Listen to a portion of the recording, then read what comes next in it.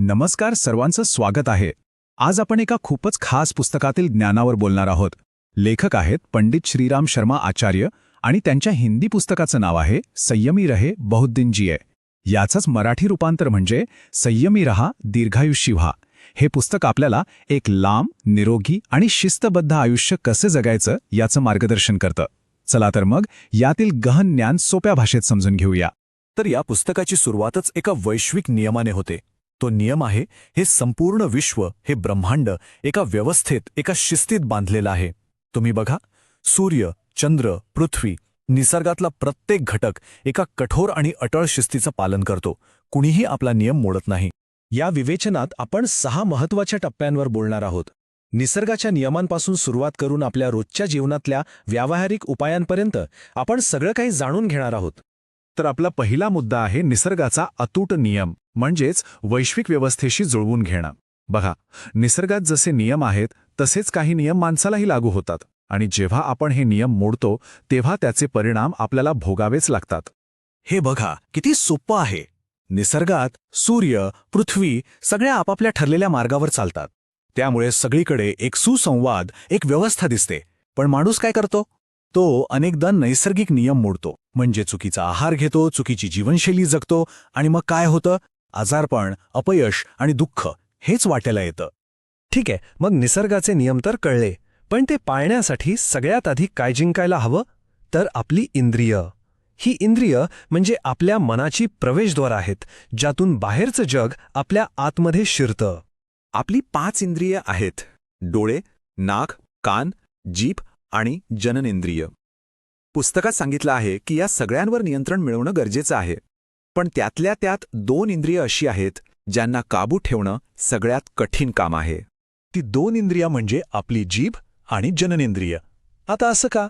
कारण जिभेवर जर ताबा नसेल तर आपण काहीही अस्वस्थ खातो. याने पैसा आणि आरोग्य दोन्ही वाया जातं. आणि दुसरीकडे वासनेमुळे जननेंद्रियावर ताबा सुटला तर आपली सगळी जीवनशक्ती नष्ट होते आणि माणूस आतून अक्षरशः पोकळ होऊन जातो. आणि इथूनच आपण एका अत्यंत महत्त्वाच्या संकल्पनेकडे येतो, ती म्हणजे ब्रह्मचर्य. ब्रह्मचर्य म्हणजे काय? तर आपल्या जीवनशक्तीचं, आपल्या चैतन्याच्या साराचं जतन करणं. या जीवनशक्तीला वीर्य असं म्हटलं जातं. पण लक्षात घ्या, हा फक्त एक शारीरिक द्रव नाही. ही आपल्या शरीरातली मूलभूत जीवनशक्ती आहे. यालाच ओजस असंही म्हणतात. आपलं शारीरिक, मानसिक आणि आध्यात्मिक बळ या सगळ्याचा स्रोत हेच वीर्य आहे. याचं महत्त्व किती आहे हे पटवून देण्यासाठी एक जबरदस्त तुलना केली आहे. असं म्हणतात की ही जीवनशक्ती, हे वीर्य रक्तापेक्षा तब्बल 100 पटीने अधिक मौल्यवान आणि शक्तिशाली आहे. विचार करा. आणि जेव्हा आपण या ऊर्जेचं, या ओजस शक्तीचं रक्षण करतो तेव्हा त्याचे फायदेही तितकेच मोठे असतात. काय होतं? आपलं शारीरिक आणि आध्यात्मिक बळ वाढतं, बुद्धी तल्लख होते, मनाला एक खोल शांती मिळते, आणि सर्वात महत्त्वाचं म्हणजे एक दीर्घ आणि निरोगी आयुष्य मिळतं. हनुमान आणि भीष्मांसारख्या महान वीरांच्या शक्तीचं रहस्यसुद्धा हेच होतं असं मानलं जातं. बरं, इंद्रियांवर ताबा मिळवला, शारीरिक संयम पाळला म्हणजे सगळं झालं का? नाही. हे तर फक्त अर्धयुद्ध जिंकल्यासारखं आहे. खरं आणि मोठं युद्ध तर आतमध्ये आहे, मनाच्या शुद्धतेचं. एक महत्त्वाचा प्रश्न इथे उभा राहतो. समजा शरीरावर नियंत्रण मिळवलं पण मन सैरभैर धावत असेल तर त्याचं काय? यालाच मानसिक व्यभिचार असं म्हटलं आहे. आणि हे शारीरिक व्यभिचारा इतकंच घातक आहे. कारण मनात सतत वाईट आणि अशुद्ध विचार असतील तर ते शरीराला अस्थिर करतात, आपली ऊर्जा शोषून घेतात आणि शेवटी आपलं नुकसानच करतात. आजच्या जगात तर हे मानसिक प्रदूषण खूप वाढलं आहे. चुकीचं साहित्य, चुकीचे चित्रपट, संगीत या सगळ्यामुळे मनात सतत अशांती निर्माण होते.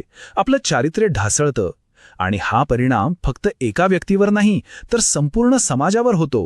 हे एखाद्या संसर्गजन्य रोगासारखं पसरतं आणि तरुण पिढीला, समाजाच्या नैतिकतेला पोखरून काढतं. मग या शारीरिक आणि मानसिक गोंधळावर उपाय काय? उत्तर अगदी सोपं आहे, पण खूप शक्तिशाली आहे. उपाय आहे एक शिस्तबद्ध, सुनियोजित दिनचर्या.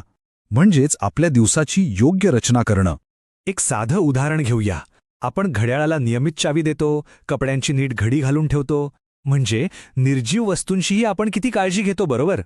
मग आपलं शरीर, जे या जगातलं सगळ्यात मौल्यवान यंत्र आहे, त्याला नियमित काळजी आणि आदराची गरज नाही का? तर मग एक आदर्श दिनचर्या कशी असावी?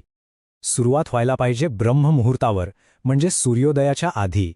या वेळेला अमृत वेळ असंही म्हणतात. सकाळची वेळ चालण्यासाठी, अभ्यासासाठी आणि ध्यानासाठी सर्वोत्तम आहे. मग दुपारी पहिलं जेवण, संध्याकाळी दुसरं जेवण आणि रात्री लवकर झोप, ही एक नैसर्गिक लय आहे. आणि यातला एक अत्यंत महत्वाचा नियम म्हणजे खाण्याची शिस्त. दिवसातून फक्त 2 वेळा जेवण, मधल्या वेळेत काहीही खायचं नाही. का? कारण सतत खाण्याने आपली पचनशक्ती बिघडते. विचार करा, आपण एखादा पदार्थ शिजायला ठेवला आहे आणि त्यात सारखे नवीन नवीन घटक टाकत राहिलो तर तो नीट शिजेल का? नाही ना. तसंच आपल्या पोटाचं आहे. एक खूप छान वाक्य आहे, जिथे ताजी हवा आणि थेट सूर्यप्रकाश पोहोचत नाही, तिथे डॉक्टर पोहोचतात. याचा अर्थ काय? तर आपलं आरोग्य हे साध्या नैसर्गिक गोष्टींमध्ये दडलेलं आहे आणि एक शिस्तबद्ध दिनचर्या आपल्याला याच गोष्टी पुरवते. चला तर मग आता या सगळ्या विचारांना एकत्र आणूया आणि या पुस्तकातून मिळणारं अंतिम सत्य काय आहे ते पाहूया. बघा, आपल्या आयुष्यातली सगळ्यात मौल्यवान गोष्ट कोणती असेल तर ती आहे वेळ. वेळ हेच आपलं खरं भांडवल आहे आणि एक शिस्तबद्ध वेळापत्रक आपल्याला हे भांडवल योग्य ठिकाणी गुंतवण्याची संधी देतं. या गुंतवणुकीतून आरोग्य आणि यश यांसारखा प्रचंड नफा मिळतो. याउलट बेशिस्त आयुष्य म्हणजे वेळेचा आणि आयुष्याचा अपव्यय. म्हणून खरा संयम म्हणजे काय? तर त्याचे 3 मुख्य स्तंभ आहेत. पहिला, इंद्रियांवर नियंत्रण. दुसरा, मनावर नियंत्रण.